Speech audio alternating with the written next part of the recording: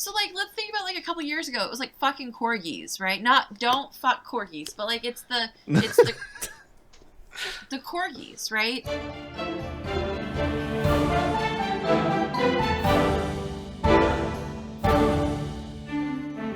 Hi, and welcome to another episode of Dungeons and Degrees. My name's Adrian, And I'm Alex. and today we have so many robots. They're just all over the place. There's so many Actually, robots. we just have one person. He's Ben, but we will just refer to him as robots.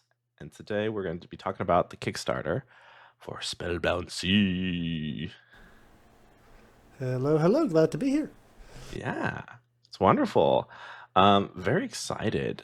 The numbers are just crazy. Like, oh, we're reforming some of these bad spells because, like, D&D does have bad spells. There's people who just avoid True Strike because it's like, well, why don't I just try to hit twice? That kind of stuff.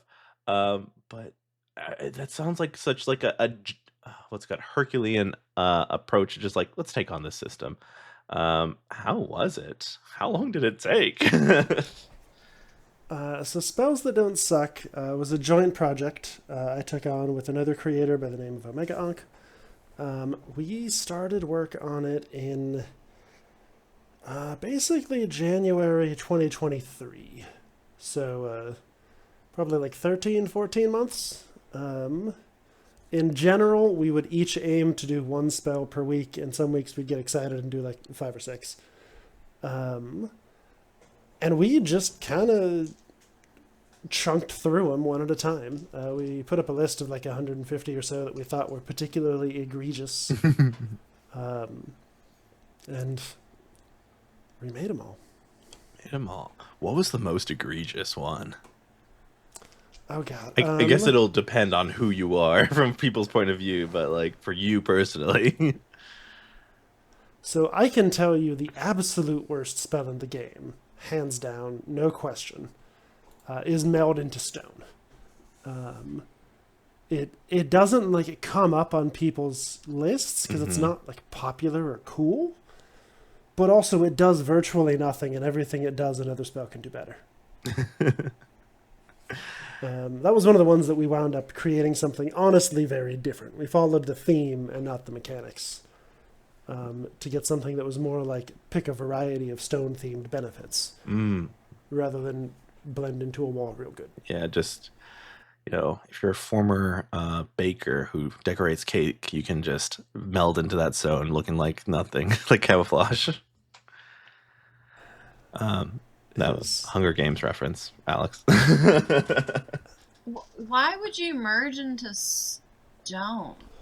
Like, that feels complicated, right? That feels like if I need to meld into stone, right? I'm just looking at it. Listen, I'm coming with zero knowledge about most things because that's just the format. That's just the format. Right. So then, of course, I'm going to look it up and, like, you step into a stone object or surface large enough to fully contain your body, melding yourself and all the equipment you carry with a stone for the duration. Using your movement, you step into the stone at a point you can touch. Nothing of your presence remains visible or otherwise detectable by non-magical sense.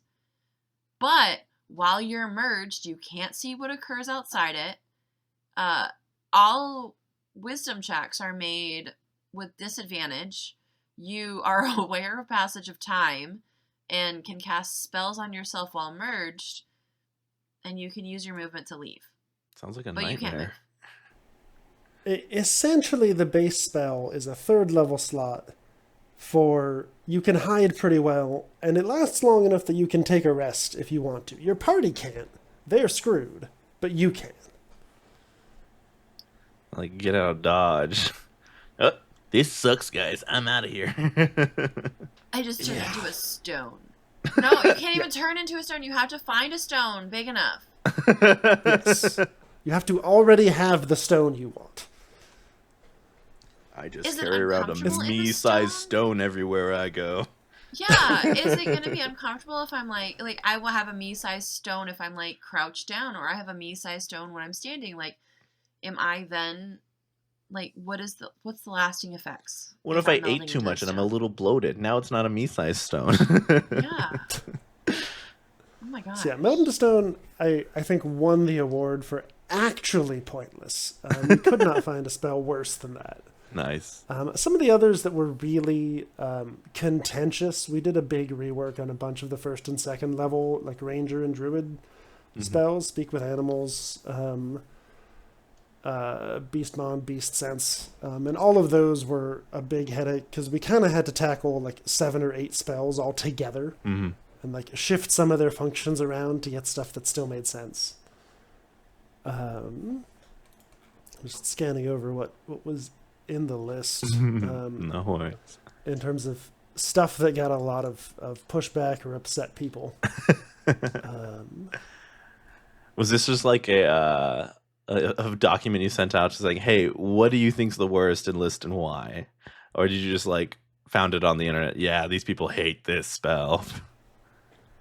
So we made our sort of starting spreadsheet ourselves, and then I've got 300 400 people in my discords. We solicited suggestions from them, and every month we would post on Reddit where we were in the project, and people would send in suggestions then.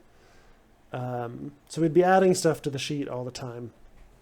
And basically every time we started on a new spell, the first thing I would do is Google, like, okay, what internet horror stories does the spell actually have? Gotcha. So like Tiny Hut is a good example. In my games, Tiny Hut has never been a giant problem. Right. But if you Google around, you immediately see people who like, just distract the enemy for 10 minutes while I cast Tiny Hut outside the room, and then we'll be fine. We can hide in the hut and he can't touch us. Or Illusory Script is one that, with the spell as written, like it creates, mysterious writing that only shows up when for a specific person or whatever. If you just do the spell backwards and you say that everybody in the world except the person I don't want to read this can read it, then for the vanilla spell, like True Sight doesn't work. There's nothing that can dispel the illusion. It just it breaks the mechanics to do it backwards. So we're looking for a lot of like exploits and stuff like that we didn't even necessarily know to find. Gotcha. Can I just be honest with the the script, right? We're gonna ignore that I can't say words. We had field day today, so I don't even know what planet I'm currently on. But when you said when you do it backwards, I was like, oh, so we're gonna play like Pink Floyd backwards. I'm like, dude, don't ask my brain anything right now. I was like, oh yeah, so we're gonna start playing songs backwards now, which is not what you meant and not what you said at all. But I'm only going to do that now. I'm only gonna start playing songs backwards for my campaigns. You're gonna have That would be horrible. It's like a horror. That's just a horror campaign right there. Songs that were truly not meant to be played backwards. Just the ABCs backwards, slowed down and reverbed. I'm writing it down so I remember to do that later. Dude, you're gonna look at your notes when you come out of your head melt, and you're gonna see like, what does this even mean? We made a comment that it should be my notes should be released on Patreon. Yeah, and I think that's what I at this think. point I might, but I am so sorry. I don't know why. Currently, not that it matters. Once again, we're on our tangent. All of my words are just like they're one word. So I don't even know how I'm gonna read these later. But everything is lowercase and it's all squished together. So nice. Good luck, future me. That's your future. Your illusory script right there. It's just like no one can read it at that point. Nope. Sorry, tangent. No worries. Start playing songs backwards. There has to be a spell for that. Is there a spell for that? You're now like a spell expert, right, robots? I think that is fair. I have done a lot of thinking very carefully about why they're terrible. I need a spell that plays music backwards. I need a name for it. You could probably do something goofy with encode thoughts, I think. See, look at that. The expertise just flowing. A fountain of information. specifically for spells, and probably a lot of other D&D things. What do you? It What do can you? be carried like a ribbon? Sorry. It's a neat spell. We did rework it, but the original is pretty neat. How did you rework it? We buffed its duration, so you can get fun things like the NPC who's like storing their thoughts on shelves and pulling them off one at a time. And then we broadened the use case a little bit. So basically, most of the spells we wound up working on, generally the fix is either like you'll get spells that are very good in very small niches. So you want to broaden their niche, make them more usable in more situations. Or spells that are too good, in which case you have to do the reverse. You got to tone them down. But a lot of these situational ones, that's the answer. You broaden what they can be used for, make them easier to use, make them something that basically you don't want a character to regret learning a spell because it never comes up and they never get a chance to use it.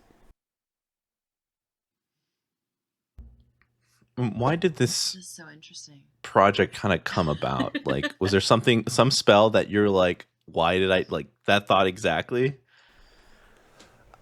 So for honestly probably a year before we took on the project, my collaborator Meganic and I were trying to fix Shield. Right? It's first level. Everybody takes it. It's super iconic. It's definitely too good. There's no question that it's too strong. It's fine. It's essential. It's fine on a squishy wizard with AC 13, right? That doesn't do anything to break the game's math, but like Eldritch Knights can use it to get to AC 30. That's not even that hard. Mm-hmm. So we were working for ages and ages. We did like 6 different drafts on, is there a version of the spell that we would like that is still good and still useful, but not too good? Mm-hmm. And after we worked on that for fucking forever, we then said, all right, I guess we can do everything else too. That was probably the hardest one. We can tackle the rest. Yeah. I've climbed Everest. Not everything else. Cakewalk. I'm taking a look at Troubadour. Everyone's just thinking like I was like, oh, that's just a bard. No. Very, very different. It feels like it's doing more what the bard was supposed to do, in my opinion, but like as a support. But I think it's really cool, especially with the concordance damage and stuff like that, and how it just kind of it grows as well. Yeah. So the Troubadour came out of a very specific idea, and in some ways is what made me work on all the rest of the stuff. I saw somebody did a rework of Bard as a half-caster, and I thought that sounded interesting and fun and cool. But I don't particularly hate Bards. I don't mind them. I think they're fine. So instead of creating something that was just a Bard remake, I set out to produce something that would have its own niche, could live alongside Bards, right? You can bring a Troubadour and a Bard in the same party, and it's going to work fine. And so I hit on, like, reduce it to a half-caster and see what kind of power budget gets opened up to do fun stuff. So that's where the Mystic Songs came from, right? They're AoE buffs and debuffs. They actually behave like you are performing music in combat. That's where Concordance came from, about, like, how do I make a support half-caster that, like, does something with extra attack that's interesting? It was a lot of fun. I worked on that, produced the first few drafts, and then when I was satisfied with it, I basically said, like, oh, this is really cool. If I actually want anybody to see this, I need to keep homebrewing full tilt forever just in order to get this in front of enough eyeballs that it gets the love it deserves.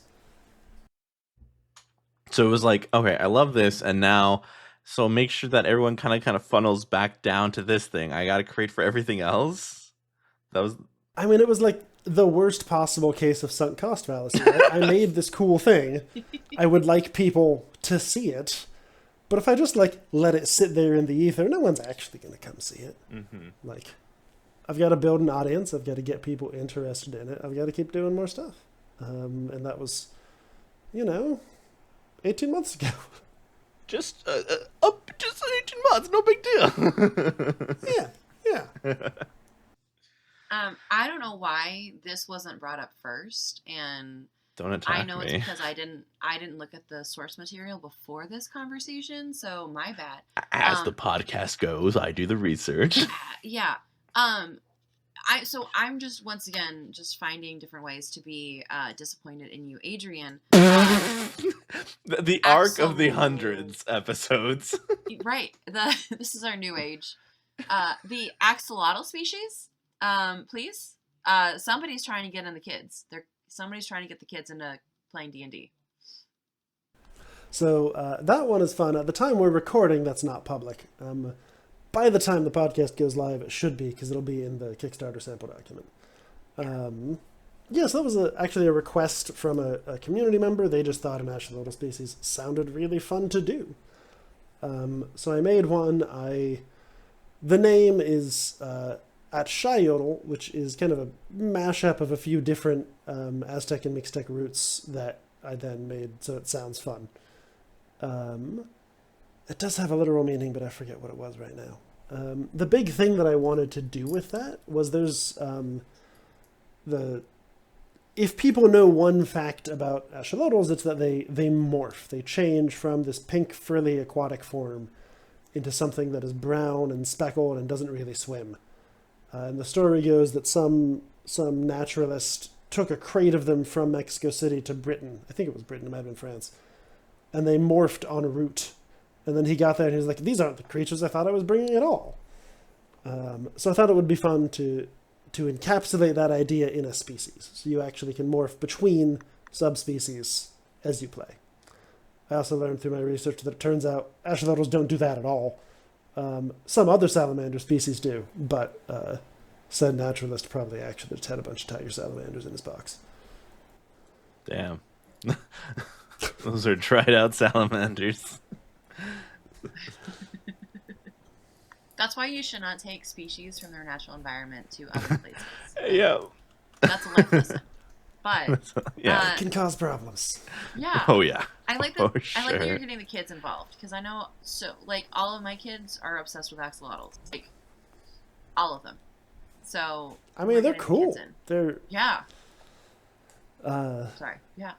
nothing in the content is like specifically kid friendly, but it does aim, like as with most of 5e, it does aim to be something that is suitable for any table, does work for any ages. When we say kids, I've tackled some stuff before with like darker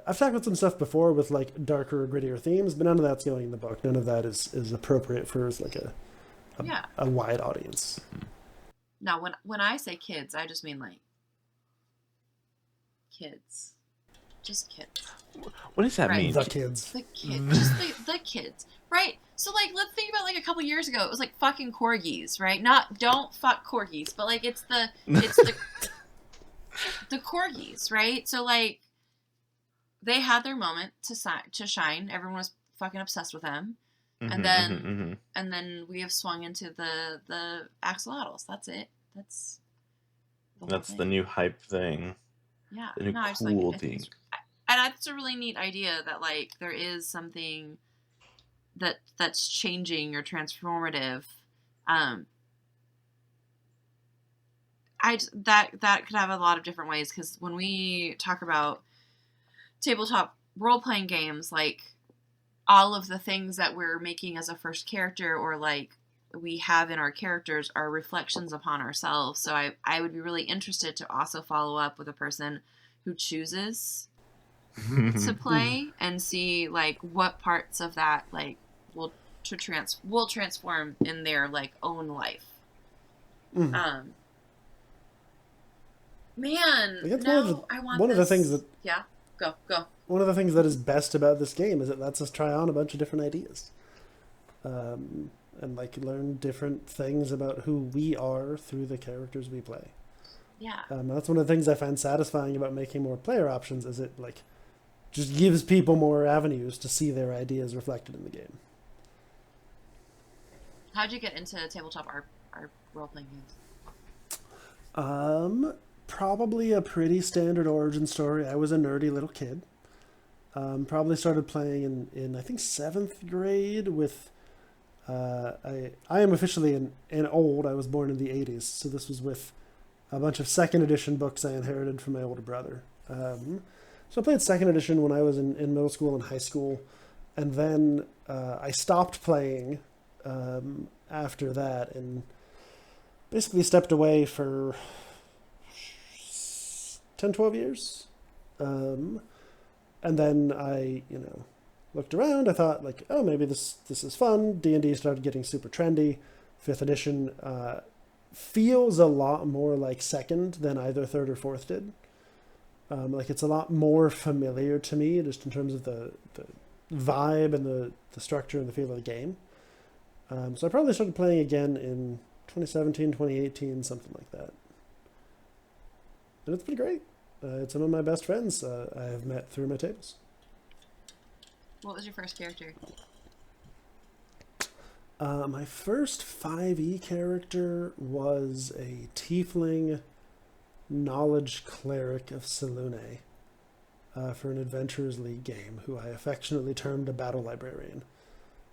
Which was a lot of fun. Knowledge clerics are underappreciated. They're great. I don't think I have this information in front of me, but what are your stretch goals for your Kickstarter? So I have not published them anywhere, so there's a good reason you don't have them. I'm just making sure. I'm like, I read everything, but also today has been a long day. That information could have fallen out anything between the loop I've been running. I'm in the process of doing like the final pass to make sure I like where they're at. Because again, at the time we're recording, we're like 2 weeks before the campaign launches. Right. So some of it is the sort of stuff that you would expect, more subclasses, more monsters, more ships for the seafaring rules. I have a few collaborations set up as stretch goals that I'm really excited about. I'm working with some other creators to get some more items and some more monsters and some music that I think is going to be super sweet. And then the sort of bigger stretch goals. So one of the ideas in the book is mini settings. So the theme is the Spellbound Sea, right? This giant, interesting, magical sea. Within the book, I've got mini settings, which are self-contained islands within the sea. So you could create a setting out of the Spellbound Sea itself, or you could take these islands and just drop them into your game world wherever you like. So like if you're in Forgotten Realms, slap them off the western side of the continent. If you're in Eberron, I don't actually know Eberron, I'm sure there's oceans, plop one in the middle of the ocean, you're good. And if there's not, find an ocean, it's your game. Yeah. So the base book is going to have 2 of those mini settings. One of the very early stretch goals is going to be adding a 3rd. And then depending on how we do, I've got stretch goals for 3 more that all might show up if we do well enough. Nice, each of those is going to come with another setting, another 2 to 4 subclasses that are suited for the setting, and then magic items and monsters that are appropriate to it. Nice. When collaborating with others, are these people that you've like seen their work and you like them, or you kind of like have fallen into this kind of, I guess, the same circles within the community you've already made? So these are all recognizable names. Folks who've been around, who've been doing this stuff for a while. I don't know if it makes sense to mention them before we hit their stretch goals or not. No. But I set them all pretty early because Yeah. I'm pretty sure that I do want to get these people making some stuff to go with the book. Nice. Okay. I guess the main thing I was wondering is like this community you've kind of created within making these spells for spells that don't suck. How is like, I guess the question is, how did that form? Was it overnight? Was it like one viral hit? How did the community grow? So when I decided to like give homebrewing a proper go, like basically treat it like a second job, with like targets to hit every week and all that. I created a Discord. I invited a bunch of folks from some other Discords I was active in. So it kind of seeded itself with about 100 people that way. Might have been 50 and trickled up to 100 pretty quickly. And then just sort of slow and steady growth over time. You know, every time I make a thing, I'll post it on socials, I'll post it on Reddit. I might post it in some of the other big homebrewing Discords, I might not, depends. And, you know, folks kind of come over one at a time to check out the classes or the subclasses or the spells. And they stick around and they hang out and they give me good ideas and help workshop stuff and also chat about D&D the way they want to. Awesome. Yeah. That the times when you decided, was that like a tough decision to make, like, I want to do this? No. I mean, it probably deserved to be a tough decision, but it was just like, oh, I have to do this now. It's a thing I have to do. And like, this is a personality trait I have. I've done this before. You know, I'm vegetarian. When I stopped eating meat, it was the same way for me. I would just like, the decision kind of made itself for me, and I just had to follow through on it. So, Nice. now that said, it's not like it is. It's not like it's a free thing to do. It has been, again, I've been treating it basically like a second job this whole time. So it has been a lot of effort, but it's all been really fun, and I really enjoy it. So That's good. That's good.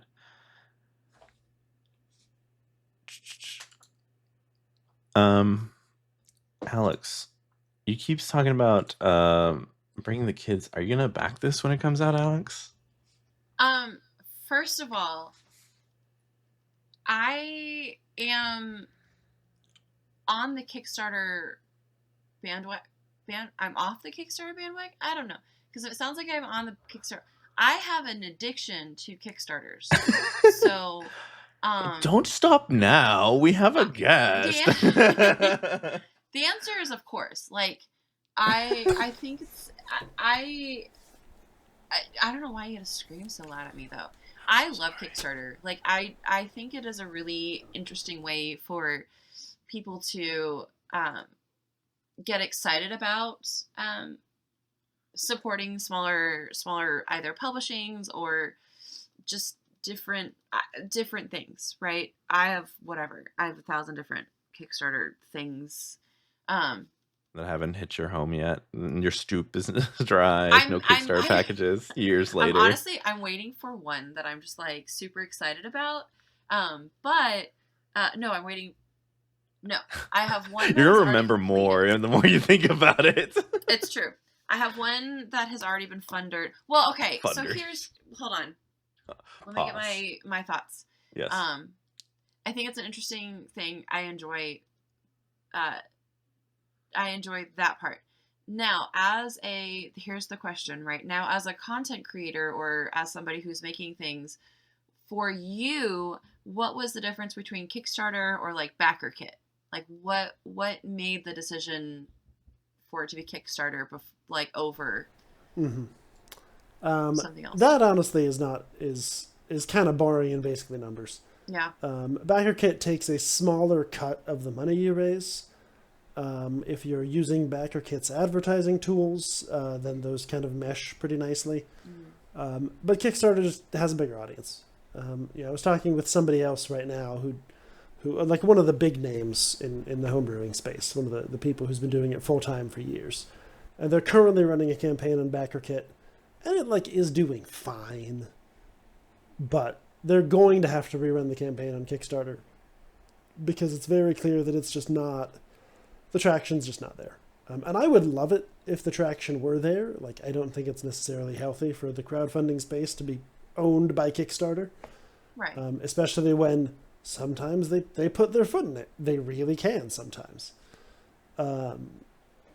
But yeah, for just in terms of where the audience is at, that's really where it is. No, and that makes a lot of sense, especially like if somebody happens to be finding this podcast and looking at crowdfunding something. I know that having an easier platform to access more eyes, that makes a lot more sense. And I think the things that I have backed on BackerKit, I didn't even like think about, are things that I was already following. So they already have me as an audience, where Kickstarter tends to be new things that I find, or new people, or new whatever. Like Kickstarter, there actually is a community of people who legitimately browse it and look for cool stuff to back. That exists.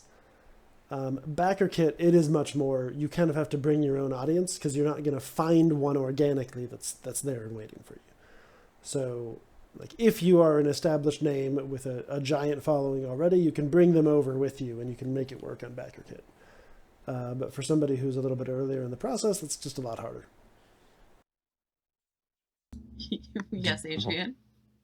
Sorry. Like, I feel like I have something that's right here, and it's just my mustache. Okay, like, no, yeah, that's still my mustache. Facial hair. Yeah, crazy. You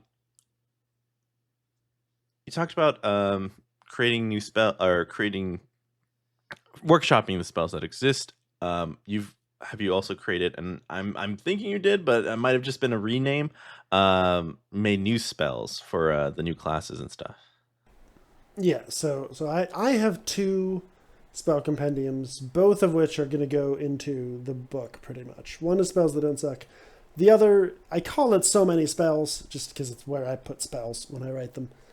And that really is... usually I'm creating spells to fill a specific need. So I'll be making a subclass and I'm like, oh, this subclass really needs a cool, unique 5th level spell that carries its theme across. And so I'll work on something for that. Or like I did a set a while back, I have a couple of metal magic subclasses. So I created a set of metal magic spells to support those. I have a few wild magic subclasses, so I created an expanded list of wild magic spells to work for those. Is everything that you've created going into this book, or is it just everything that's on theme for this book?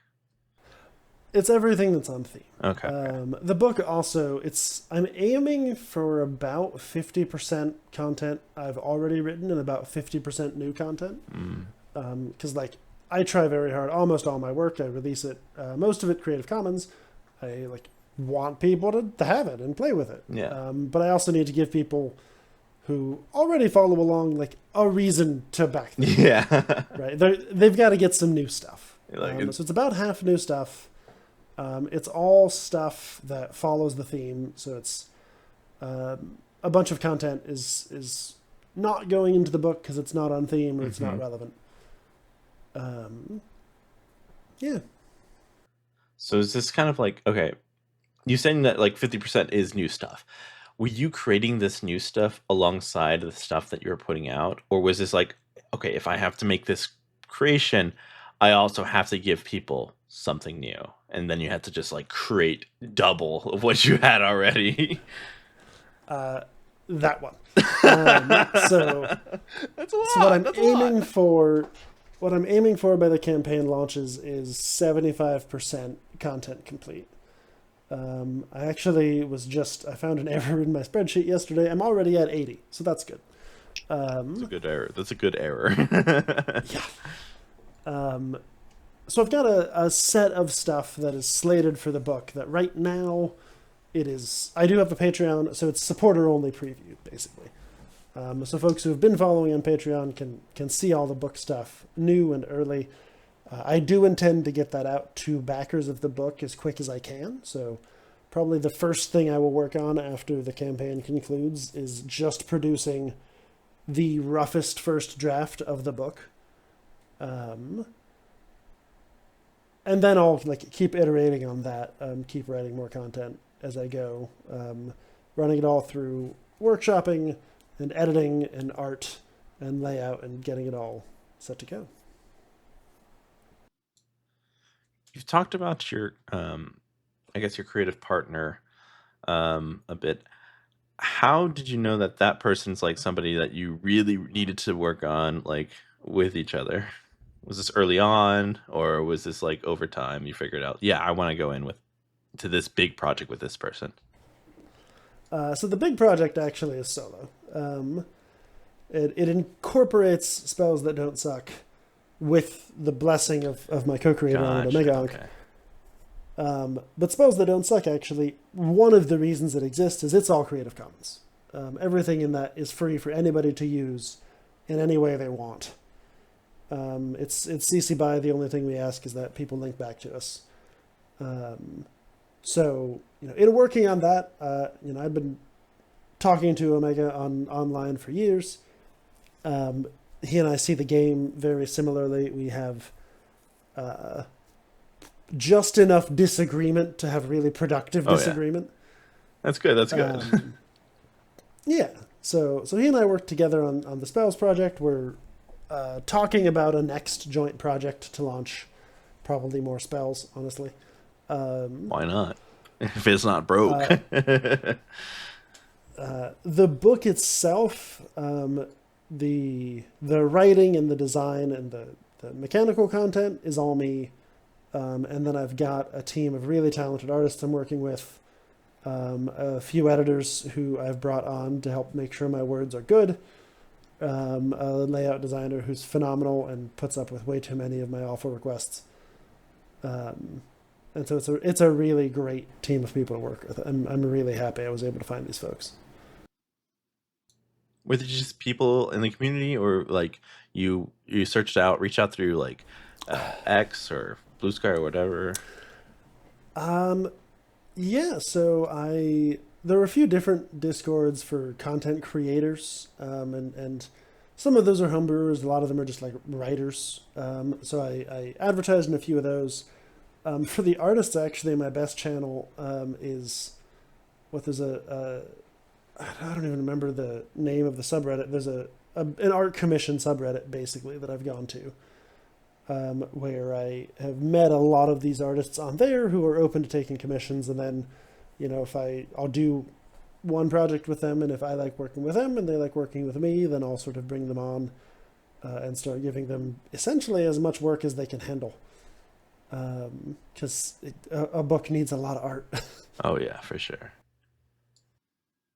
I've looked into a commission before for something that like it was only a thought in my head, and like they did not get back to me for like months, and then like, hey, if you're still serious about it, and then just the pricing, I'm just like, okay, this is doable. I'm like a nobody, and they just gave me pricings. I think I just need to raise money and stuff. This is cool. Yeah. Still in the back of my head, making my own book and stuff. A lot of people say that once you commission one piece of art, you'll get hooked and never want to stop doing it, which is a little bit true. You could argue that trying to make this a financially self-sustaining endeavor is just about allowing me to keep getting cool art made. Listen, I totally understand that. Every time I make a new campaign and I've like invested enough time, I'm like, all right, I can spend hundreds of dollars on art now, and this is going to be okay. It's beneficial for the stream. People won't want to stay longer because they have a character commissioned. It's just like, it's an investment. It's also hella cool. It's so cool. And I'm like, not every artist I've worked with has worked out. So there's sort of very much like a feeling the relationship out. Like, yeah, is it good to work together? Do they have similar ideas? Can they interpret what I'm giving them? But the artists who have stuck around and who I'm working with on the book are all phenomenal and just amazing to work with, and amazing artists. I love all the stuff they've been putting out. Awesome. Because you're working with multiple artists, do they have to be like, okay, you're doing all the boats, you're doing all the characters, you're doing all the spell effects, or is it just like, okay, this page, all you, this next page, all you? How do you decide what everything looks like from that perspective? So that actually is one of the harder things to manage, because it requires a lot of like long-term paying attention to how these pieces are all going to fit together. And so some of it is exactly what you said.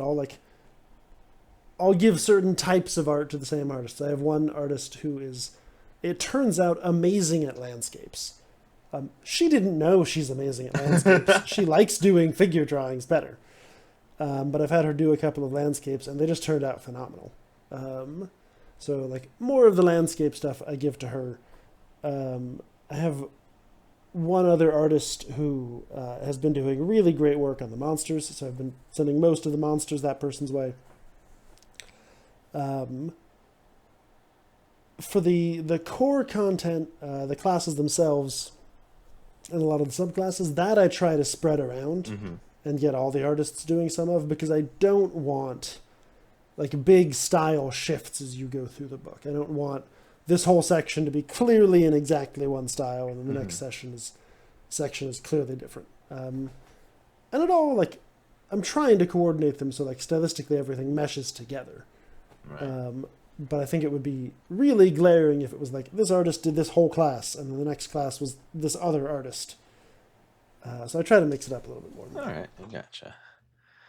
It's like, because once you start putting these images on top of this, like, spread, like this giant mesh of words, everything's shifted. Now you have to think, okay, now this whole section's on the next page, and this doesn't look right. Like, the whole formatting switches when you add images into this whole project. Do you have a murder board of all of this, like, somewhere in your space? What I have is about 9 different spreadsheets. So I wind up staring at those much too deeply. That's a whole lot. That is massive work. But I bet I mean, you are about to jump into you said you're 80% done with the writing, question mark? Or is it pretty much. And jumping into the Kickstarter not as 2 weeks of recording, but once this is released, it's live, guys. Go check it out, but not until you finish the episode. But what do you think, as of right now, is the biggest hurdle that you feel like you need to kind of jump at this point? So obviously getting the campaign launched and running and successful is huge. And like, I got into this because I like making stuff. I don't necessarily love marketing stuff, but I am doing a lot of marketing, which is fine. Begrudgingly. Yeah. So like actually getting the campaign up and running and off to a good start, and then seeing it through. And then once the campaign wraps, assuming everything funds, which I feel pretty confident about, I'm just gonna have to make book. So I've got a timeline, I've got schedules. I should be able to have all the content done and edited and illustrated this calendar year, with the aim of getting it off to the printers early next year and getting books in people's hands by next summer. But it's just a lot. There's a lot of stuff you have to learn to self-publish a book, basically. And I find new mistakes every day. Do you find this learning process rewarding? It is in service of something that I love doing, so yes. Okay. Like, I don't love doing the marketing stuff, but I'm excited about what it's for. Right. I don't necessarily love doing the art direction on all the art. I'm not a visual art person, and I've really had to improve my muscles there. But the art is super great. And I think the final product, the book, is going to be super great. So it's all worth it. All right. It's just the getting there. I understand the marketing. Because there's so many things you could be doing. And I could absolutely see, like, am I doing enough? And is it the right channel? Am I coming across as the best version of my product? And, there's also that internal voice. I'm assuming, not that you have this voice, but my internal voice would be like, well, other people are doing different things that are way better than what I'm doing, or I really believe in this, but like I'm trusting that other people are also going to like this without like I don't have the cold hard cash in my hand that says that other people like this, so my brain would be like, oh, I don't know. I mean, there's in some ways, like, the fact that I've built this Discord community and have found a receptive audience to date does provide that sort of validation. Like, I know I'm on the right track. I'm pretty sure this product's going to be. I don't want to say 100%, but I'm close to 100% sure this project is going to succeed. A healthy It's amount gonna of produce skepticism. something. But it's just, you know, but not to look cocky, you know?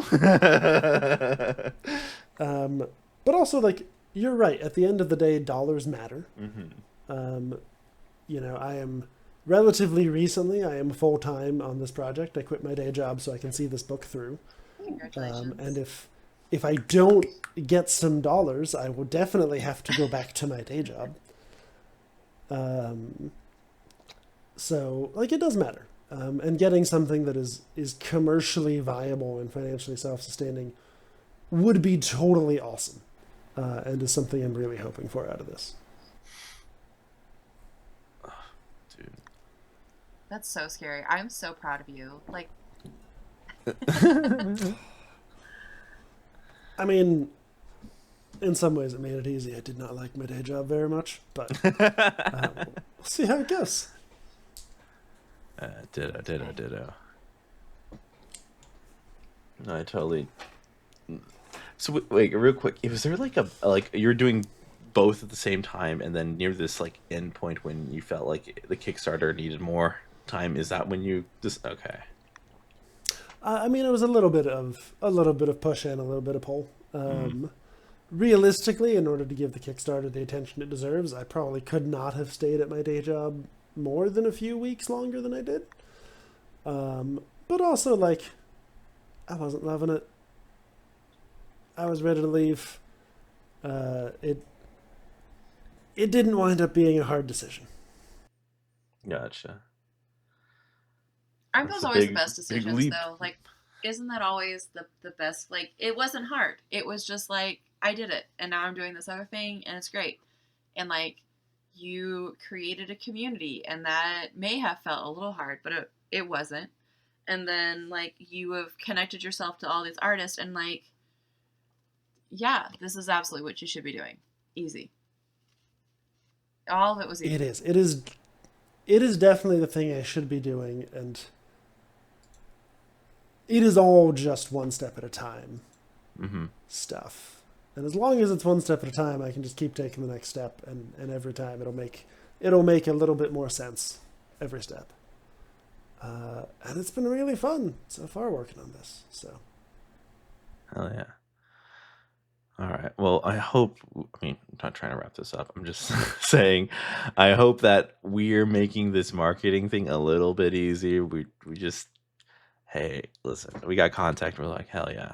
I didn't have to look for a guest. They just found me. Okay, let's do it. it's a fun conversation, so that's worthwhile in and of itself. Yeah. No, you. it's a really satisfying watching people do what they love. When you see them in action and see them doing, like, probably this stuff is just like pulling teeth a little bit because, like, I do the song and dance. This is what I'm doing. But, like, you talking about, like, this is my journey. This is where I am at, and this is what I feel about the project. That's the good stuff. Okay.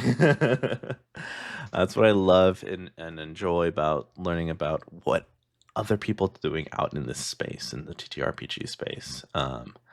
And what they're, what it looks like to walk this path, because it's not going to be the same for everybody. The way you get here is not going to be the same way somebody else gets here. One thing that I maybe didn't anticipate that has been awesome is just getting connected with other creators who have all been so generous and so welcoming and so open with their time. And, like, there are folks who, like, have given me, like, big advice on how to run the Kickstarter, and here's what you need to do, and do X and Y and Z. And they've just been super helpful and super warm and really supportive. And I was talking this afternoon with two other creators whose Kickstarters launch on literally the same day. And we could be like, is this competition? Are we going to steal pledges from each other? And no, like, we're all just going to cross promote. We're all going to wish the best for each other. It's going to be great. Bunch of pats on backs. Let's go. Let's do this thing. Yeah. Almost every other creator I've gotten to know as part of working on this has just been wonderful. Just really, really lovely humans. And it's been great. I love Did when you make- humans aren't like humans. You know what I mean? Like they're not capital H human. They're just humans, man. They're just humans. I mean, They're what different. does that mean? What does that They're mean? different. That sounds like cool, but I just don't get it. There's a difference between like people. So like I don't like people, right? I don't like people. But like I like people. I like people. I like to like talk to people. I like to hang out with people. But like the idea of people sucks. There's at least one person listening that understands. I know. One. I follow. I'm with you. I see it. It's like the anonymity of the people crowd versus getting to know the people that are within your circle. Like when you say people, I'm thinking like a swarm of, or like just walking down what's called Times Square. Yeah, Town Square. Everyone's got it. Times Square, there's just people just flooding by you. But like getting to know individuals is a whole different story of what it means to be another person. That's what I'm feeling, but I don't know if that's the same vibe we're on. That's the vibe. Listen, we've been on shitting on Adrian for the past couple episodes, so like I don't know, man. I don't know. No, I think that sounds right. Right? It's the like once you stop and like recognize the person around you. I like that, but I think once you start getting too many of them together, people suck, right? But like once you start separating them from the pack, they're so much better. Oh, I'm so sorry. I mean, like, to relate to it, like, that experience is something I go through basically every week, right? You, particularly, Reddit is, like, one of the big channels where you post homebrew, and every time you post something, you get somebody who just rips into you. Like, they'll deliver some absolute nonsense criticism, like, oh, this would be so much better if it were a completely different thing that is the thing I actually have in my head and not the thing that you created and put in front of me. And so, like, that stuff can be a little bit like, but then you get to meet so many other people who are warm and friendly and, like, especially when you've got stuff who follow content from release to release and like, are paying attention and keeping up and understand where you're going and can help you get there. Like, it's wonderful. It's just so validating and affirming being able to make stuff people like. It's great. Yeah. Are you posting this stuff? Are you posting this stuff on like multiple platforms? When you create these spells or talk about the book you're making, or is it just all focused on one certain one? So the Kickstarter is going to be a different case, obviously. Yeah. In general, my work process for other stuff is I'll make a thing that I think is pretty good. I'll post it in my Discord for like early feedback, early workshopping, early critiques. It's a running joke that I'll forget a usage limit on an ability in every single subclass I make without fail, every time. And so I'll get some early feedback. I'll do one round of refining, and then I'll post it publicly. Our Unearthed Arcana is like the big subreddit where D&D Homebrew goes. So I'll post it there. I'll post it on our D&D Homebrew, which is another one. I might post it to a couple of other subreddits if they're relevant. I'll post it on all the socials, Twitter, Blue Sky, Instagram, Mastodon. Throw it up all those places. And then if there are other Discords where I think people would be interested in it, people would give me good feedback, I might go drop the thing there. I think that whole process of like actually releasing things was... It would have been so much easier like 3-4 years ago, back before the whole social media ecosystem started eating itself. But it is what it is. It's what you have to do. Ravenous dogs out there. Oh my god, no, it's just money hungry dick bags that have no time and sorry. I don't disagree. Not approvingly. Fight about it in the chat. Like, sure, if you feel differently, fight about the it. comments. Downstairs. We don't have a chat. This is not a Twitch. Any chat. All chats. All chats. True. All chats.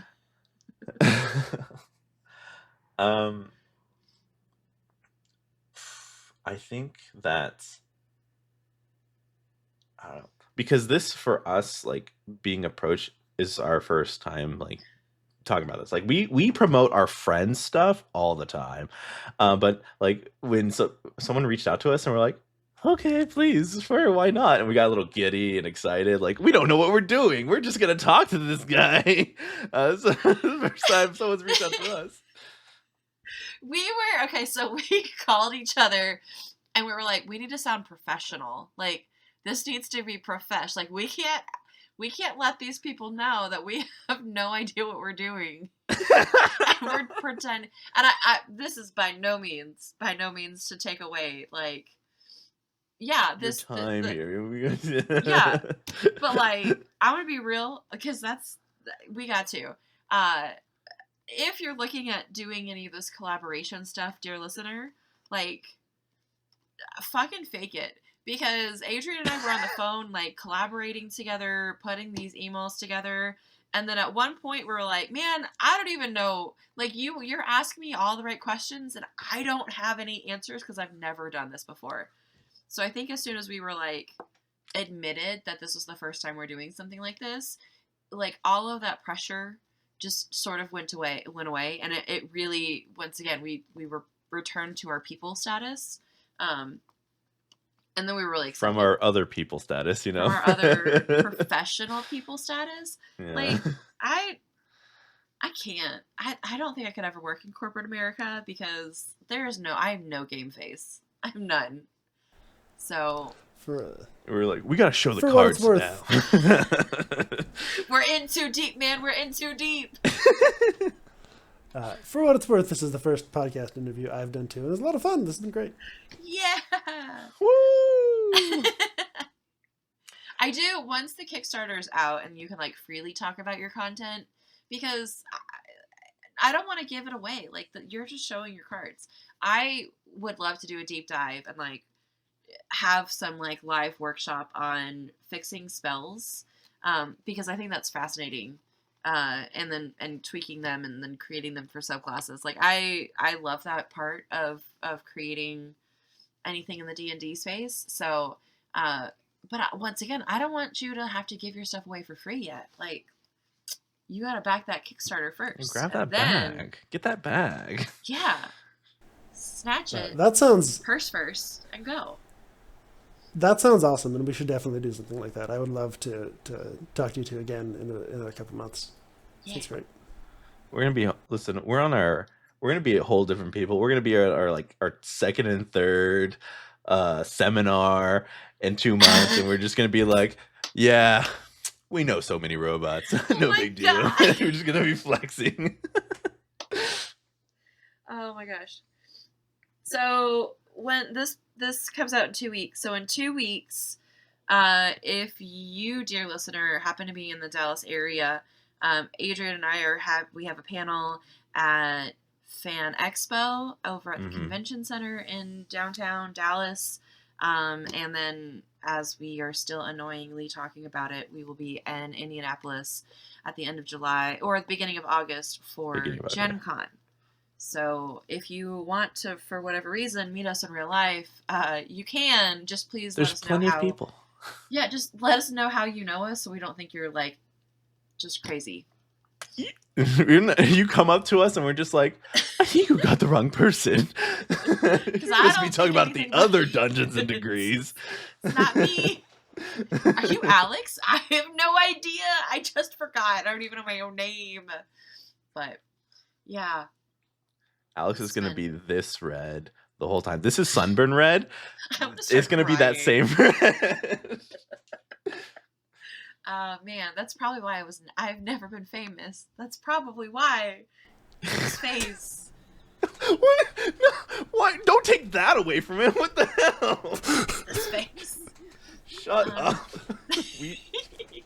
I'm sorry, robots. I apologize, dear listener. Yep. This is just part of it.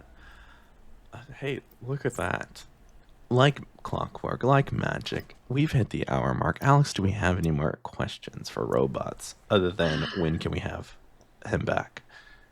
When can we have you back? That's we could do that off camera. Yeah. That was just it was just yeah. I would love to come back. That sounds great. Yeah. Amazing. So let's definitely make that happen. All right. Okay. Tell them where they can find your robots. Right. So if people want to look at all the stuff I've currently released, SoManyRobots.com works for that. If you want to get in on the Kickstarter, you can honestly just Google Spellbound C Kickstarter or go to tinyurl.com/spellboundc. That'll get you there too. So that should work if you want to check out some cool stuff. Like I said earlier, almost everything I've made is currently available for free, much of it under Creative Commons. So go to the website, find some cool stuff, grab it, and then let me know what you think. Unless it's bad, and if you can't be nice about giving somebody feedback, then shut the fuck up. As long as it's constructive, don't be like, I don't That's what I like said. any of Right. this. Right. If you have, I don't like this, but if you did it all like this, and I have this If you idea, did it totally then different, you do your it'd fucking be idea. better. We'll support you. But we're playing. To a be game. fair, Yeah. if it's really terrible feedback, then it mostly comes out pretty funny. So that's fine. That's true too. Leave all the likes and comments on all of So Many Robots, all social media pages. Give them that traction. It's all you need. And yeah, if people want to follow me on socials, I basically have the So Many Robots handle everywhere. So I'm on all the things: Twitter, Instagram, Blue Sky, Mastodon. Come find me. Check out stuff. Hell yeah. Yeah. Thank you, dear listener, for joining us on another episode of Dungeons and Degrees. You can find us where all pods are cast, so send all of our shenanigans to your friends, families, and enemies. You can also join us on our Discord. You can help us out on Patreon. You know what to do because you are not a trash human. And if you are thinking about doing none of those things, then maybe reevaluate your trash status because it sounds like you're a trash human. Short and sweet. Short and sweet. Well, thank you so much, listener, for listening. I think I just usually say thank you so much for listening. Yeah. Ugh, it's been a day. Thank you so much for listening. My name's Adrian. And I'm Alex. I'm So Many Robots. Thank you both very much for having me on today. How many robots? So many. So many robots? So many. It's unclear. I've never figured it out myself. Go have some Three fun. robots in a trench coat.